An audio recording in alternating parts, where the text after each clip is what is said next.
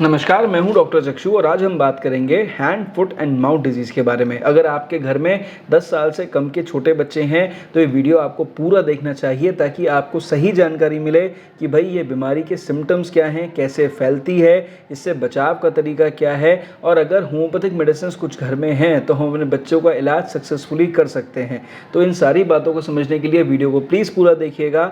बात समझ में आए तो थम्स अप दीजिएगा और अगर आप मेरी बातों से सहमत हैं तो और पेरेंट्स तक ज़रूर शेयर करिए और चैनल को सब्सक्राइब करना बिल्कुल मत भूलिए। चलिए जुड़ते हैं और होम्योपैथी की पब्लिक इमेज इम्प्रूव करते हैं।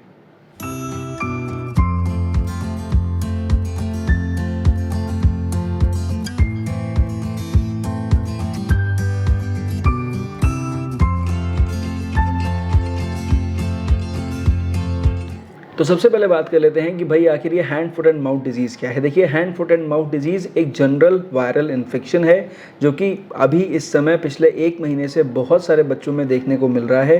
पहले इसकी फ्रीक्वेंसी कम थी लेकिन एक से दूसरे पेशेंट में फैलने की वजह से नंबर ऑफ़ केसेस इम्प्रूव हो रहे हैं, इंक्रीज़ हो रहे हैं। तो ज़रूरी है समझना कि जो मेरा लोकल एरिया है, जब वहाँ पर इतने सारे केसेस देखने को मिल सकते हैं, हमारी ओपीडी में कई सारे पेशेंट्स आ रहे हैं, तो आपके एरिया में भी ये hand, foot and mouth disease फैल ज़रूर रहा होगा। 10 साल से कम के बच्चों को इन्फेक्शन ज़्यादा करेगा, पर इसका मतलब ये नहीं है कि 15 साल से कम के बच्चों को ये इन्फेक्शन नहीं हो सकती। ठीक है, अब बात कर लेते हैं कि भाई ये इन्फेक्शन होता कैसे है। देखिए, hand, foot and mouth disease में होता क्या है कि एक वायरस है जो कि नॉन पोलियो वायरस स्ट्रेन, यानी जो नॉन पोलियो एंट्रोवायरसेस होते हैं उनकी एक वैरायटी है और उसी वैरायटी का एक वायरस है कॉक्सैकी वायरस 16। तो ये जो कॉक्सैकी वायरस 16 है ना, ये बेसिकली बच्चों में इन्फेक्शन कर रहा है और एक बच्चे से दूसरे बच्चे में ये इन्फेक्शन फैल रहा है। अब सवाल उठता है कि भाई ये इन्फेक्शन एक बच्चे से दूसरे बच्चे में कैसे फैलता है। देखिए समझिए, अगर आपके बच्चे स्कूल जा रहे हैं और उनकी क्लास में किसी बच्चे को इन्फेक्शन है तो क्या होगा, उस बच्चे के लार, मुंह की लार से इन्फेक्शन हो सकता है। उस बच्चे की ज़ुकाम अगर हो जा रही है, उसको वायरल इन्फेक्शन के संग में नॉर्मल है ज़ुकाम हो सकती है, अगर ज़ुकाम हो जा रही है तो नाक से जो डिस्चार्ज आ रहा है या जो मुंह से स्प्यूटम आ रहा है, जो थूक आ रहा है, उससे इन्फेक्शन हो सकता है। बच्चे की यूरिन की वजह से इन्फेक्शन हो सकता है, उसके स्टूल से इन्फेक्शन हो सकता है और मोस्ट इंपॉर्टेंटली जो ब्लिस्टर्स उसके हाथ पे हो गए हैं या उसके पैर पे जो ब्लिस्टर हो गए हैं, अगर उसमें से कोई पानी से निकल जा रहा है तो वो पानी अगर दूसरे बच्चे को लग जाएगा तो वहाँ से इन्फेक्शन हो जाएगा। तो कुल मिला के आप मान के चलें, अगर क्लास में एक बच्चे को इन्फेक्शन है तो वो एक बच्चा कम से कम 5 से 6 बच्चों को इन्फेक्ट कर सकता है। इसलिए ज़रूरी है समझना कि आप अपने जो बच्चे के क्लास टीचर हैं उनसे बात करें कि अगर कोई भी बच्चा इन्फेक्टेड है HFMD से तो उसको ऑब्वियसली 7 दिन के लिए स्कूल आने के लिए मना कर दें और उनके पेरेंट्स को एजुकेट करें ताकि और बच्चों को इन्फेक्शन ना हो पाए। देखिए, ये एक नॉन इन्वेजिव वायरस है तो ये बहुत ज़्यादा परेशानी क्रिएट नहीं करेगा, माइल्ड डिजीज़ पैदा करेगा, लेकिन ये कम्युनिकेबल होती है, एक बच्चे से दूसरे बच्चे में फैल जाती है। अब इसके लक्षण जो आते हैं उनको समझिए कि सबसे पहले तो जो हमारा hand, foot and mouth disease है, यहाँ पर बच्चे को जो है, जो इंक्यूबेशन पीरियड है बच्चों के लिए, वो है 3 से 6 दिन का। यानी अगर आपके बच्चे को इन्फेक्शन हो गया है तो लक्षण लगभग 3 से 6 दिन में बच्चों के अंदर दिखाई देंगे। जो पहला लक्षण बच्चों में दिखाई देगा वो होगा फीवर, कि बच्चे को एक माइल्ड फीवर आया है और धीरे धीरे करके ऐसा भी हो सकता है कि बच्चे को एक हाई ग्रेड फीवर भी आए, लेकिन मैक्सिमम केसेस में माइल्ड फीवर आएगा। माइल्ड फीवर के संग में बॉडी वीकनेस आ सकती है, बच्चे को थकान महसूस हो सकती है, हल्का फुल्का शरीर में दर्द हो सकता है और एक सेंस ऑफ वियरीनेस, यानी ऐसा महसूस होगा जैसे बच्चा कुछ बीमार सा है, स्लो हो गया है, बात बहुत ज़्यादा नहीं कर रहा, सुस्त सा हो रहा है। इस तरह का सेंसेशन आपको पहले, दूसरे और तीसरे दिन बच्चों के अंदर दिखाई दे जाएगा। जैसे ही फीवर हल्का हल्का कम होगा या सबसाइड करेगा तो उसके बाद बच्चे के मुंह के अंदर छाले होने लग जाएंगे। ये छाले जैसे ब्लिस्टर्स जैसे होते हैं, ये लगभग बच्चे की टंग के ऊपर दिख सकते हैं, पैलेट पे दिख सकते हैं, बच्चे के गले में, पैलेट मतलब ऊपर के तालू में, और बच्चे के होंठ पे दिख सकते हैं, बच्चे के थ्रोट में, अंदर गले में भी दिखाई दे सकते हैं। तो इस तरह से ये ब्लिस्टर्स बच्चे के दिखाई देंगे। बच्चे को मुंह चलाने में दिक्कत होगी, खाना खाने में दिक्कत होगी, बोलने की बिल्कुल इच्छा नहीं करेगी और इस समय एपेटाइट बहुत ज़्यादा पुअर हो जा रही है। जैसे ही तीसरा चौथा दिन यहाँ पर क्रॉस होता है, जो चौथे दिन के बाद से बच्चों के अंदर रैशेज़ आने शुरू होते हैं। ये रैशेज़ बच्चों के पाम्स के ऊपर यहाँ मिल सकते हैं, सोल्स में यानी पैरों के तलवों में दिखाई दे सकते हैं, थाइज में दिखाई दे सकते हैं, एब्डोमेन यानी पेट के आसपास दिखाई दे सकते हैं। ये जो रैशेज़ होते हैं ये खुजली वाले रैशेज़ कम होते हैं, नॉन खुजली वाले ज़्यादा होते हैं। मतलब बच्चे को बर्निंग महसूस होगी, गर्माहट महसूस होगी, लेकिन उसमें खुजली बहुत ज़्यादा नहीं होगी। वो एरिया आपको रेड दिखाई देगा, मल्टीपल इरप्शंस उसमें दिखाई देंगे, लाल लाल तरह के दिखाई देंगे, बहुत ज़्यादा लाल भी नहीं होंगे, हल्के से स्किन और लाल लाल रंग के होंगे। वो ब्लिस्टर्स भी हो सकते हैं, उसमें से पानी भी निकल सकता है। तो ये इस तरह के जो है आपको दाने दिखाई देंगे। ब्लिस्टर्स पाम्स के ऊपर और सोल्स के ऊपर ज़्यादा दिखाई देते हैं।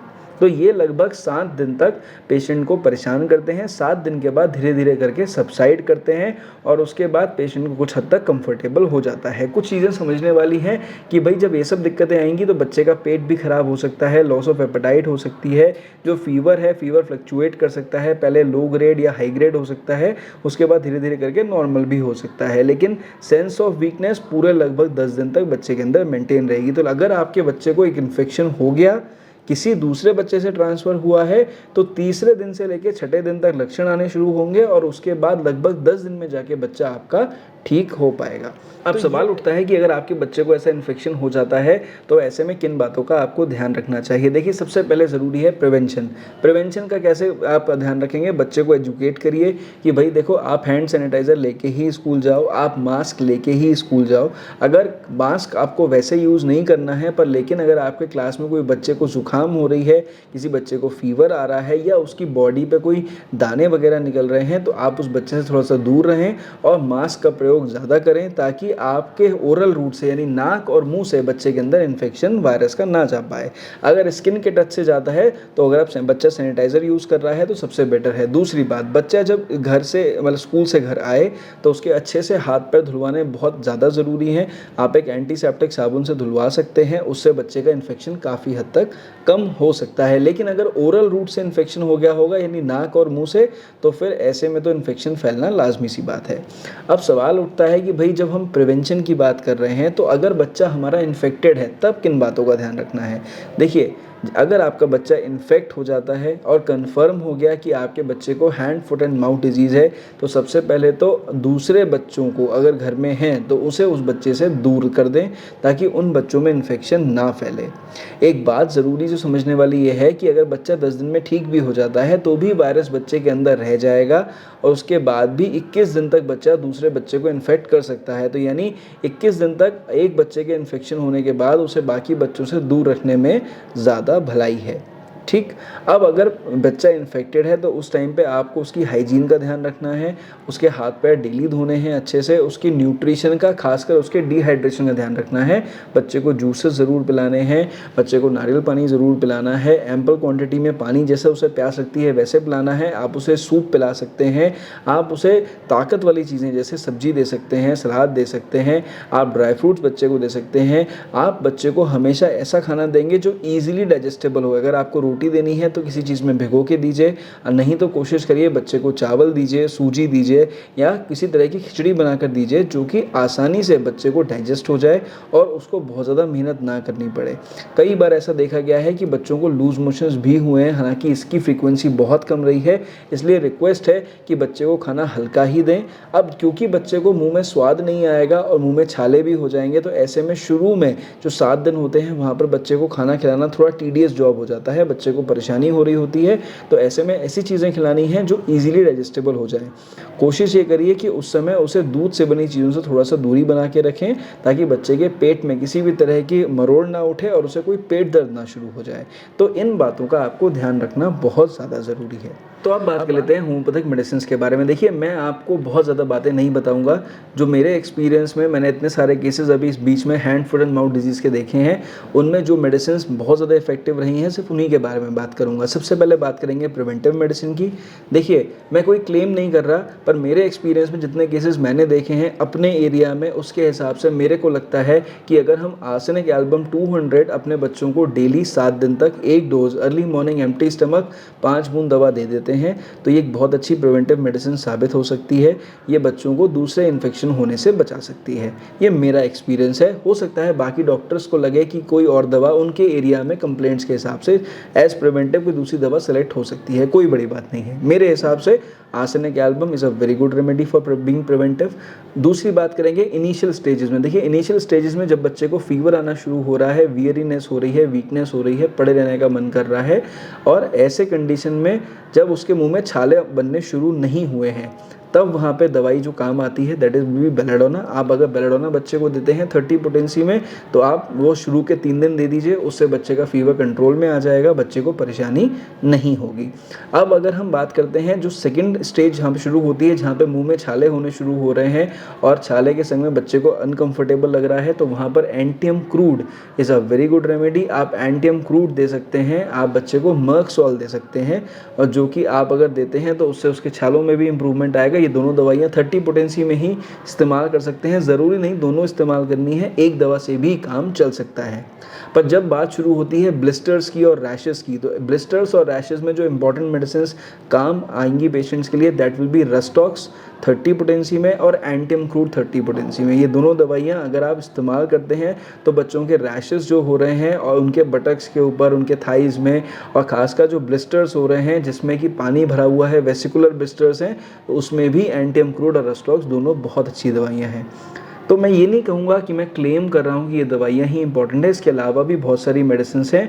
आप इन दवाइयों के अलावा, मेरी राय ये है कि आप पर्सनली जब भी बच्चे को लगे hand foot and mouth disease बच्चे को सस्पेक्टेड है, तो जाके नियर बाय होम्योपैथिक डॉक्टर को दिखाइए, नियर बाय पीडियाट्रिशियन को दिखाइए। अगर आप चाहते हैं तो जो दवाइयाँ मैंने बताई हैं उन्हें यूज़ करेंगे तो रिजल्ट ज़रूर आएंगे। ये मैं कंफर्म नहीं कह सकता कि वो रिजल्ट्स कंप्लीट होंगे या पार्शियल, क्योंकि डिपेंड करता है बच्चों के सिम्टम्स के ऊपर। तो अगर आपको इन दवाइयों से इंप्रूवमेंट ना आए तो फ़ौरन होम्योपैथिक डॉक्टर को दिखाएं, दूसरी दवाइयाँ देने से बहुत अच्छा इंप्रूवमेंट आएगा।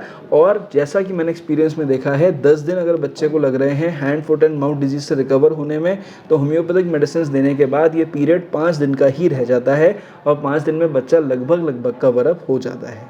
तो आई होप कि मैंने इस वीडियो में जो आपको जानकारी दी है आप उससे संतुष्ट होंगे और आपको समझ में आ गया होगा ये बीमारी क्या है, बचाव का क्या तरीका है और कौन सी होम्योपैथिक मेडिसिन आपके लिए फ़ायदेमंद साबित हो सकती हैं। अगर आप मेरी बातों से सहमत हैं तो प्लीज़ एक बार थम्स अप ज़रूर दीजिएगा, जनहित में और पेरेंट्स तक शेयर करिएगा, और चैनल को सब्सक्राइब करना बिल्कुल मत भूलिएगा ताकि हम लोग जुड़ें और होम्योपैथी की पब्लिक इमेज इम्प्रूव कर सकें। इस वीडियो में सिर्फ इतना ही। मेरी तरफ से नमस्कार। Thank you.